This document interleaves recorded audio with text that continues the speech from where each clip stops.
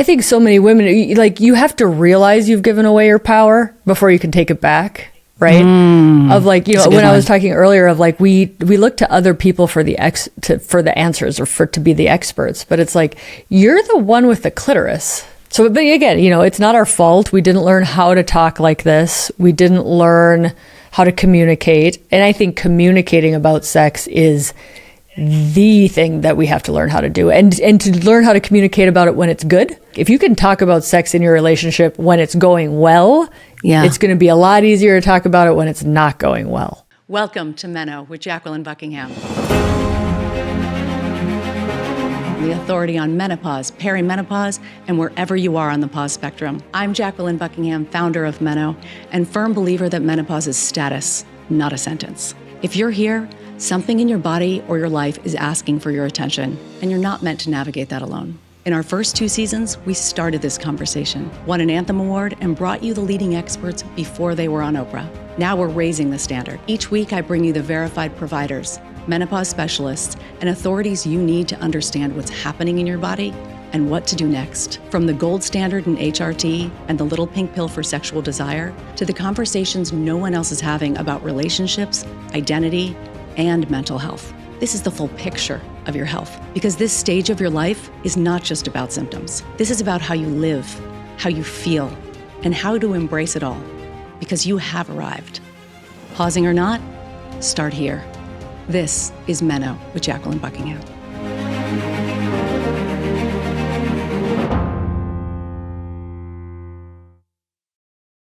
I am so happy to welcome this guest, Dr. Kelly Casperson, who is a showstopper in the medical field. She's a surgeon, a urologist, an entrepreneur, a TEDx speaker, an author. Her best-selling book, You Are Not Broken, Stop Shooting All Over Your Sex Life, is a game changer in reshaping conversations around sexual wellness and pelvic health everywhere. We get into desire, we get into the orgasm gap, the gender gap in healthcare, and how women can have more pleasure. Let's dive in with the inspiring and awesome Dr. Kelly Casperson. But one of your statistics like blew my mind. And it was that heterosexual women are the lowest on the totem pole when it comes to satisfaction. That's insane. Like what? Like I was so surprised by that. I know. Well, you know, nobody likes to be dead last. And it's like dead last. It's dead last. And like, I'm happy for like everybody who's not a heterosexual women for being ahead of us. But I'm like, hey, can we catch up a little bit? Totally. Like, when is the paper going to come out saying we've narrowed the orgasm gap? That's going to be a great paper. This is a lot of people that need help. Right? There's a lot of heterosexual couples in the world. A lot of them. There really are. And I feel like out of those, like you said, the women part of those are the least satisfied. So what I want to get into today, out of all the topics that we could talk about, and it really was kind of like a big array of things because your knowledge runs the gamut. But what I love about your podcast so much and about your book so much is stop shooting all over your sex life. And I want to get into really not just the statistics, but how it really is a biopsychosocial thing, something that I know you resisted that whole... I hated that word. Yeah. Like I hated that word. It sounded too clinical. I thought there would be a simpler way. And then I was writing that I did a TEDx on this. And like the way you write TED Talks, right, is like 3 bullet points. And I was like, God darn it, it's biopsychosocial. And like that was when I fully embraced it. I was like, okay, I am fully on board with biopsychosocial now, but it took me a while because I'm like, this sounds difficult and clinical. And now I'm like, no, sex is complicated in a wonderful way. Right. But also in the like, you know, in this quick fix, just give me the supplement, just buy me the toy, just get the right piece of lingerie. Like that's not gonna do it. In most cases, especially if your education was so subpar, which on average, let's admit it, your sex education was likely subpar. Like we do not do it well. Well, no, and we don't have to because like you say, it's really not mandated to be factually based in any states. Isn't that right? Yeah, like it doesn't have to, it can be like, It doesn't have to be medically factual in the majority of states. Like states are like, okay, you can teach it, but we're just going to leave it up to the people. Okay, but like medically factual, like as opposed to anecdotally? Right. Like in my experience, let me tell you how things went. Like, I don't know. I don't know what a non-medical sex education looks like, except for just like fear, abstinence. You know, you don't have to put much accuracy in just telling people not to have sex, I guess. Well, yeah. I mean, it's like don't have sex or don't get a disease. So don't get pregnant, don't get a disease, which is basically disease and don't pregnancy have sex. prevention plan. Yes. And, you know, there's, you know, some countries in Europe do pleasure. They discuss pleasure. They discuss communication. Yeah. They discuss how to have difficult conversations, right? Like, how do you negotiate birth control in the moment? Yeah. Condoms, you know, testing status. Like, sex is difficult, and you can either prepare people for that or you can fail them at that. Why is it that women are the last? Why are we the ones who are the least, basically having the least amount of pleasure? Well, I mean, it's really gender bias in our society of like, think of what we call women who actually enjoy sex, right? We call them bad words. Think of what we call women who don't enjoy sex. We call them bad words too. Like, you're in a pickle just because of your gender, right? You don't want it too much, but if you don't want it, then you have an issue also. Like, you're literally in a double bind if you're a female, especially a heterosexual female, where the male pleasure is prioritized. Viagra's been around. It's a household name. It's the most recognized pharmaceutical on the planet. It's been around since 1998. And only now are we actually having the conversation of like, what's your plan when you go home with this Viagra? Like, what's your plan with this? And have you talked to the other person? Has that other person had their issues addressed? Like, this is a relationship. Majority of people who want Viagra are wanting to use it with somebody else. Hey, Viagra, it makes your penis hard. And you're like, that will get you nowhere if you don't have other tools, right? And then, you know, when sex ed doesn't include what the clitoris is, and the clitoris is the organ of pleasure, you know. I was just up at this amazing conference. It was the British Columbia Sexual Research Networking event. And it was like these 7 minutes of researchers like presenting their data. It was very, very cool. That is cool. And they actually were like, let's research the women who consistently have orgasms and ask them how they did it. Orgasm coming from clitoral stimulation was the 80%. 80% was clitoral stimulation is the top priority, right? So that's wonderful. Okay. The rest of it, everybody was kind of individualized of like how they got into their body, how they got into their mind, how they, you know, communicated with their partner. So her knowledge of what works for her is very important, but it must be partnered with his knowledge of her preferences. Absolutely, which is why I love something that you said. My job is not to figure out, I'm not coming to your bedroom, and my job is not to figure out what you like. Your job is to figure out what you like. And that's something that if we don't have that encouragement, if we don't have that education, if we're not, you know, raised in Europe where they're saying, hey, pleasure is important, we've got kind of a conundrum there. And we're like, well, wait, how do I figure this out? What do you say to your patients who then say, well, okay, so what do I do? How do I do that? Women especially, we're always taught that there's some expert that we must defer to. Turn the lens in and be like, I'm sorry, honey, you're the expert. Yeah. Like, and that you're uncomfortable with that's okay. That's where you are. That's why you're in this situation. Yeah. Of like, you know, you can go to the store, find lovely vibrators. It's like, you can do the research, but like, you can't intellectualize this. It's a physical act. It's in the body. It's when the body and mind come together and work together to have an orgasm. Like, you can't, if you overthink it, the frontal lobe is not involved in orgasm. You like literally have to shut off the thinking part of your brain, right, in order to have an orgasm. Oh my God. Yes. So true. And that's where alcohol comes into play, where it's like, okay, if we're not having desire, and a lot of doctors have even said like, oh, have a glass of wine. So alcohol does this amazing thing by putting you in the present moment. Yeah. Right. Which is like what all the ancient, you know, meditation Buddhist thing is like, be in the present moment. That's where your life is happening.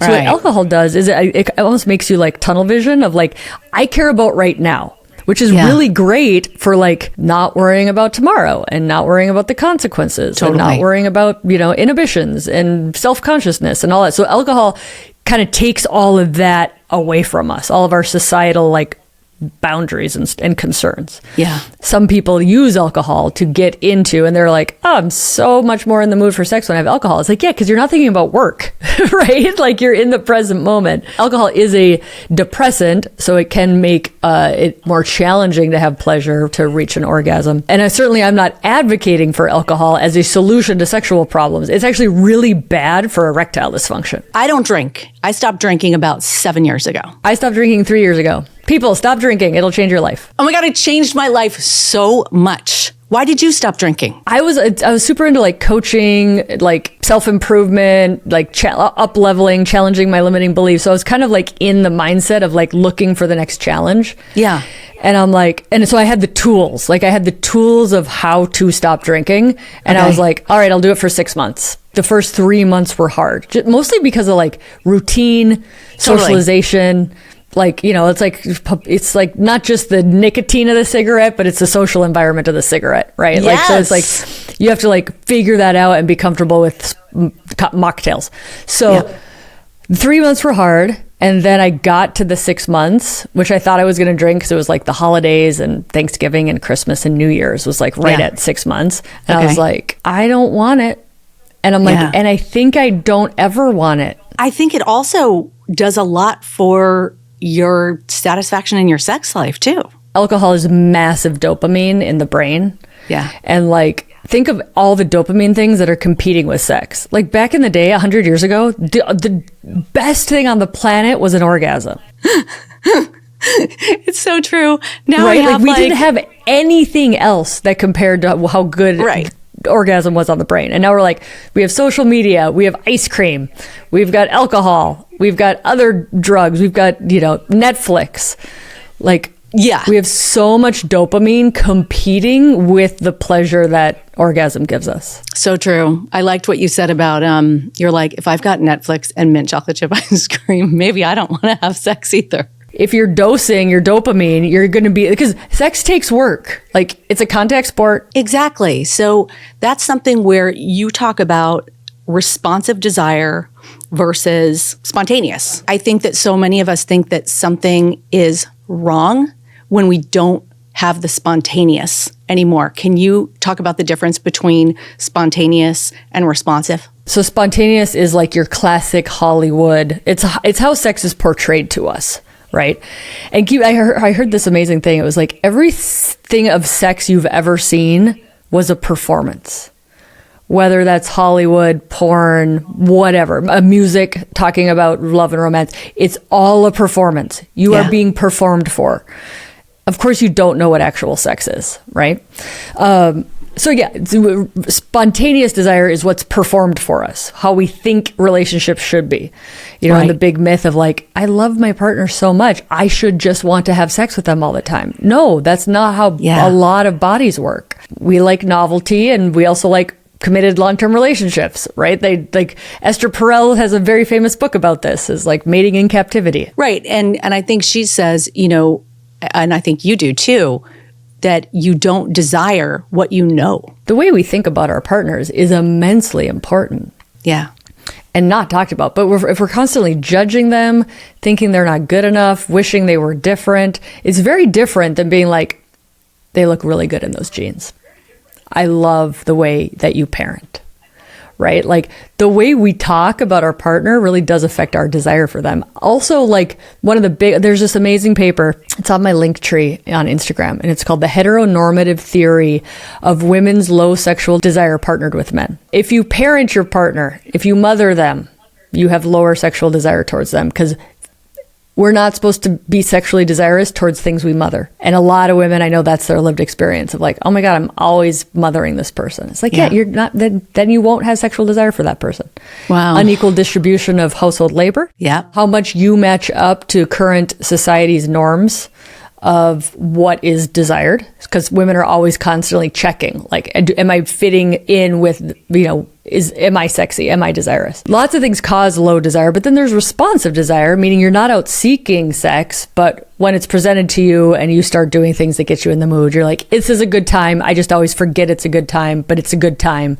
And the good time's not broken. But a lot of people are having like bad time sex, like mushy broccoli sex. Mushy broccoli sex sounds so much worse than your melted ice cream. Melted ice cream sex? Your melted ice cream metaphor, which I was like, oh, I like that. Mushy broccoli is like, I'm like, ew. If you have bad sex, you're not ever going to desire it, right? Yeah. So, you kind of go step backwards and be like, are you having sex worth the desiring? Yeah, exactly. And if you love being at the party, that's normal and okay, even if you aren't always thinking about going to the party, right? So that's responsive desire versus spontaneous desire. Oh, that's a good way of seeing it. I like the tip about when you see your partner doing something that they're good at, that is something that goes, oh, that's interesting. And is that kind of turn on. Researchers have seen, like, if you go watch your partner do something, whether it's parenting or their job that they're good at or sports or whatever, all of those things where you like get out in a new environment, but with your partner. But it's like that new environment, doing something different can be quite a turn on for people. We get comfortable in our routines. Friday night, we do this. Yeah. Right? Saturday night, we do this. Yeah. And then we're like, why is there no spark anymore? And it's like, because you're literally doing the same thing every week. Get out there, make the time for it. And it's not necessarily bad that you say to schedule it. Some people think like, oh my God, you should not schedule it. But what's dating in your 20s before you're married? Scheduled sex. Yeah. Prioritize what you want in your life. If you want fitness, you have to schedule working out. You're not going to spontaneously be fit or spontaneously decide right now is the working out time. You got to if you want fitness in your life, you have to prioritize fitness, block out time for fitness. We know from research that having orgasms is good for us, like fully, like hands down, good for us, like across the board. And so I want to know how, as a physician, as a coach, you're a life coach too, how can we get women to use that data to be like, okay, yeah, like I do deserve this. I am going to schedule time for this. I think part of it is just realizing you get to a certain age, maybe that's what it is. But you get to a certain where you know how you and I were talking earlier, like the world's messed up, right? Yeah. Like you start realizing like our bodies aren't more complicated. We don't take more time. There's no secret to this. It's literally our training, our socialization, purposeful or not purposeful, right, that got us here. And once we see that and we see that the problem isn't us, right? Like the whole you are not broken. It's like, you are not broken. You just, nobody knows where the clitoris is, right? Not even where it is, but also what it is. You know, and Freud is, of course, is famous for saying that clitoral orgasms are like the immature orgasms. And yet that's the only orgasms. And the vaginal orgasms are just because the clitoris is being stimulated in a different place. Yes. And so I do feel like so many women do feel like they're broken because they can't have that vaginal orgasm. And those statistics are like unreal, like obviously, because the clitoris is our orgasmic organ. I think so many women, like you have to realize you've given away your power before you can take it back. Right? Of like, you know, when I was talking earlier of like, we look to other people for the answers or to be the experts, but it's like, you're the one with the clitoris. Like if you're in a heterosexual relationship, they don't have one. They have no better knowledge than you. So, but again, you know, it's not our fault. We didn't learn how to talk like this. We didn't learn how to communicate. And I think communicating about sex is the thing that we have to learn how to do, and to learn how to communicate about it when it's good, because inevitably it'll get rocky, whether it's an illness or stress or a job or, you know, now there's kids, whatever it might be. There's a new health diagnosis of like, if you can talk about sex in your relationship when it's going well, it's going to be a lot easier to talk about it when it's not going well. Absolutely. And I think we are afraid, though. We're afraid to hurt our partner's feelings. That's why women fake orgasms. People who are partnered with clitorises, just for people who don't know the data on the orgasm gap, same-sex couples have a much higher rate of orgasmic equality in their relationships than the heterosexual relationships do. Yeah. To me, it's like, confront your fears. If your partner's actually going to get their feelings hurt because they don't know something, like maybe they want to learn, or maybe you should address that their feelings get hurt, that you're bringing up that you don't have as many orgasms, right? Like, it's kind of like take it on. because not talking about it, and then so many things with sex, we just assume, right? He must just not love me. He must be having an affair. He must be blah, blah, blah. And it's like, dude, he actually has erectile dysfunction. You just have no idea because you guys have never talked about sex before. I agree with what you say about good sex has everything to do with education. And the more we know, the better we can communicate. The more we can communicate, the absolute better sex we can be having. And as we know from research, orgasms are good for you. And therefore, you're just going to be happier and you're just going to be getting more out of this wild and crazy life that we're in. Yeah, like it's oxytocin is released with orgasm. That's the bonding molecule. So for partnership bonds, it's wonderful. It's relaxing. Yeah. It's a stress reliever. Helps people sleep. They think it boosts the immune system. It helps period cramps. We have data in men. We don't have data in women, but it's probably the same that men who have sex live longer. Probably not just because they're healthy. It could be because they're partnered and somebody's helping them eat breakfast more regularly. Like there's issues with the data, but by and large, you can say you live longer. Women having more satisfying sex, I do believe is just the way to a better world. And you're such a huge part of that because you're teaching adult sex ed. And so how often do you teach these classes and what can people expect from them? Yeah, so I have a pre-recorded course on my website for sex ed where it's a lot of communication, anatomy facts, talk a little bit about vibrators and lubes and kind of like the nuts and bolts of it a little bit. It's really biopsychosocial. Right. And then really the podcast, bringing up everything from, I do a lot of psychosocial on there, and then biology, how do the medications work? Why is hormones important? So all the biology stuff we get on the podcast too.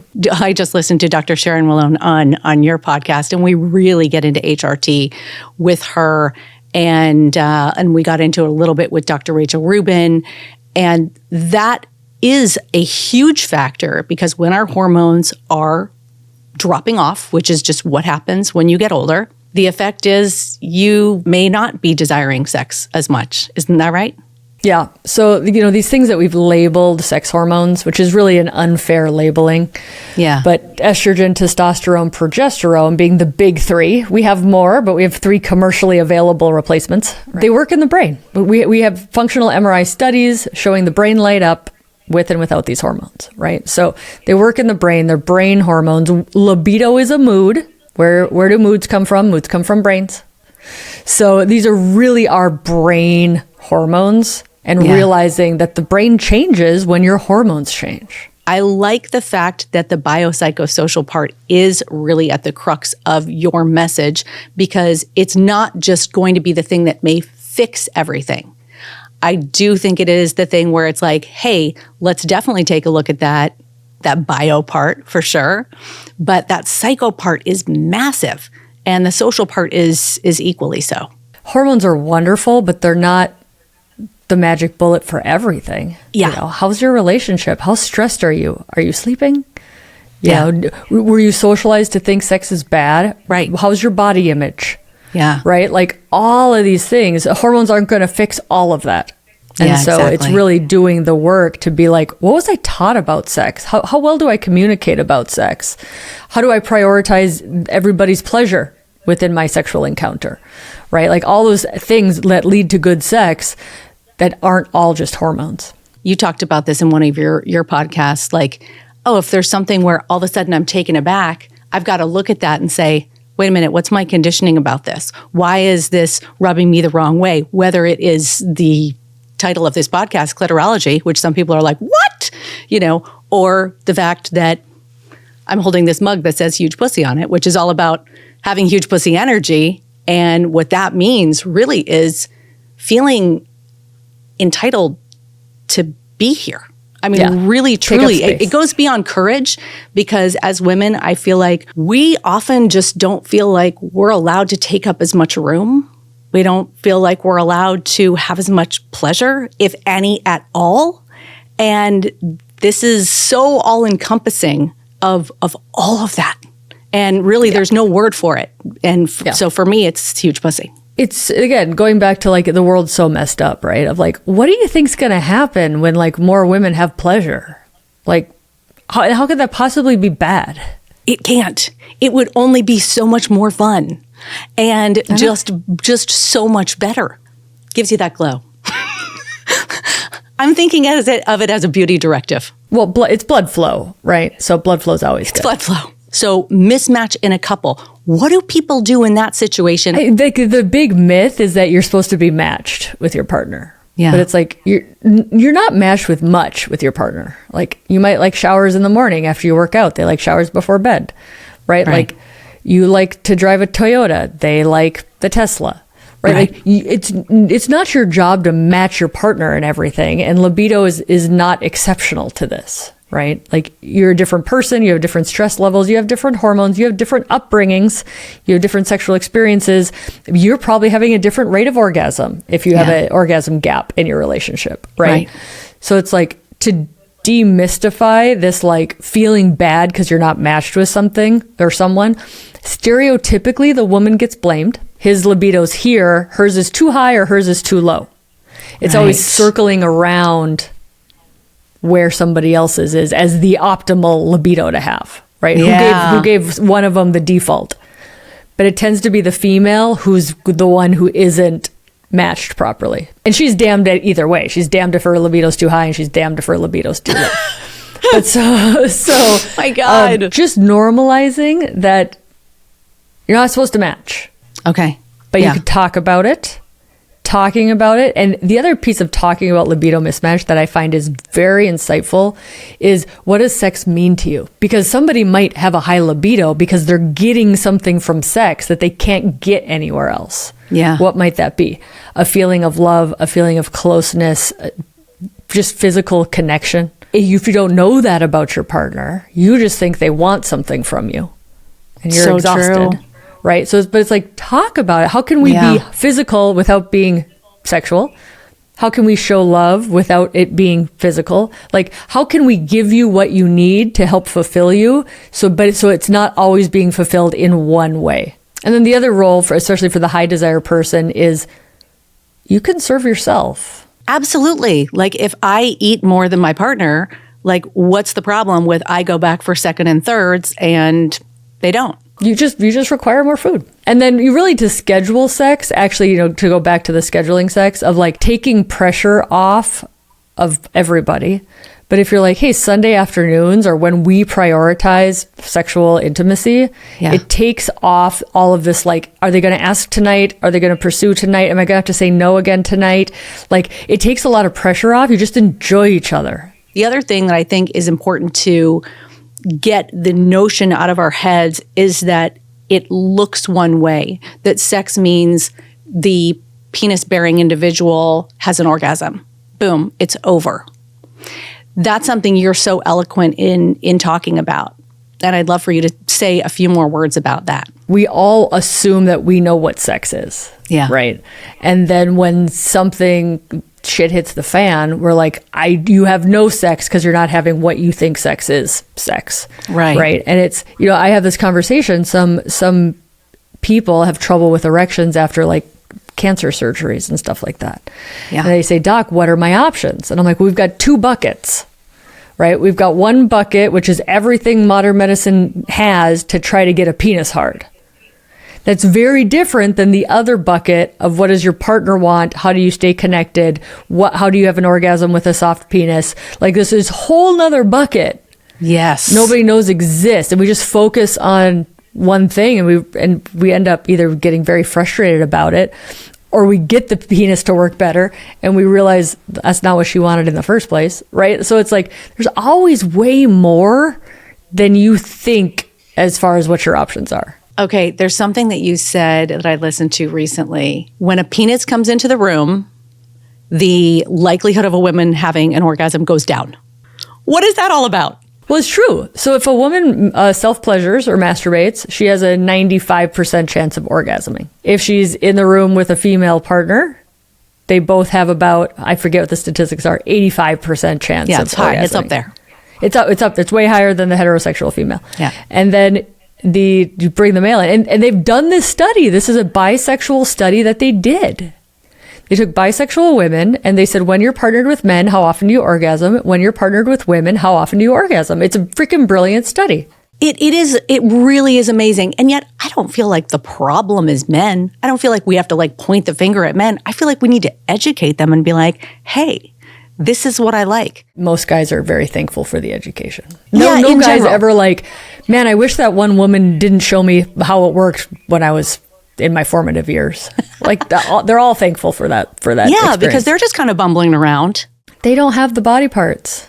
Yeah, they don't have the Frankly. body parts. But I mean, I do think, going back to the, let's talk about a social and the biopsychosocial. Yeah. Is like a heterosexual couple, there is power gender dynamics. Whether you admit it or not, there is, right? Why does she have an orgasm less? Because they're prioritizing his pleasure more. Because they're not having open communication. There is gender power dynamics in a heterosexual couple, and people do not talk about that. No, they don't. I feel like everyone needs to read that book, She Comes First. It's a nice how-to manual, too. Yes. I want to flip that switch where, like you said, look, you're the one with the clitoris. Like, you're the one with truly, like, you're the one with, like, all of that energy walking around. It's so many more nerve endings than their organ, which is, it's not a contest here, but, like, if it was, we're winning. Am I right? Yeah, I mean, the whole belief that like we don't have what it takes, or it's more difficult, or it's more technically challenging. Like, no, we just didn't get the education. And the other thing, again, this is more sociological for biopsychosocial. Boys growing up, men growing up, it's a much more accepted that they masturbate. Like, of course, young men masturbate, right? Yeah. Like, they're learning how their body orgasms. So many women don't, and they don't learn how their body orgasms. So then it is more difficult because you didn't learn. That is so true. And maybe they've never tried, because maybe they think it's a bad thing, or slutty, or an admission of, oh my God, I can't do this. I should only do this when there's a penis inside me, kind of a thing. Oh, and they're comparing themselves to what they think a sexual desired person is, right? Whether it's a body image issue, self-confidence issue, like that does play into desire and satisfaction with sex. You are the expert. I feel like that's such a key takeaway. Like, you are the expert. It should look like whatever feels right to you. And it gets to be an exploration with your partners, whatever it is. And instead of a performance, because a performance would not be fun. No, and performative sex, it's harder to have an orgasm. It's called spectatoring, but you're basically like analyzing it and checking it against other data of like, is this good enough? Is it taking too long? How's the lighting? First, it's harder to have an orgasm because you're in your frontal lobe, right? Yeah. You're analyzing, and orgasms don't live when the frontal lobe is turned on. Yeah, it's so true. That's so cool. Okay, this book. Okay, I have to read one little passage. Okay. Aristotle once wrote that women are defective by nature. Quote, a female is an incomplete male, or as it were, a deformity. Oh, first of all, that like makes me want to cry, because it's just like so sad. Like, we're so amazing, and we've got these incredible bodies and these phenomenal body parts and these truly powerful clitorises. Like, what? Like, let's use them. Let's use them. It's crazy. Like, we have been oppressed for eons, and it's time to stop. Okay, I love your message. I love your podcast. I love your book. I love you. Thank you. For people who are listening, the book is available on Amazon. And then for your social media, even though I feel like everybody knows where to find you, but for those who might not, where can we find you? Instagram is Kelly Casperson MD. Okay. And then website's kellycaspersonmd.com. And then the podcast is You Are Not Broken. I'm Jacqueline Buckingham. Welcome to your most powerful chapter. Wherever you are on the pause spectrum, this is where you begin. Go to joinmeno.com and get early access. These are the answers, and we bring you the experts that have them.